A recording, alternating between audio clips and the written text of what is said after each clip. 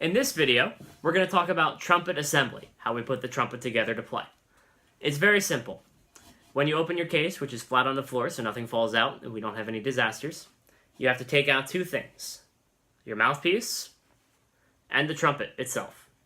Trumpet is different from most of the other instruments because it stays in one piece, aside from the mouthpiece, while it's in your case. Most of the other instruments have to put together 2 or 3 different parts to get them working. Trumpet, it's very simple. Take your mouthpiece, take the open end of the instrument, and put it in. Now, we'll talk more about how we hold the instrument and how we care for the instrument in a different video. This is just so you can practice putting the instrument together efficiently, which, like I said for the trumpet, is not a problem. It's just the mouthpiece in the horn, and you're all set to go.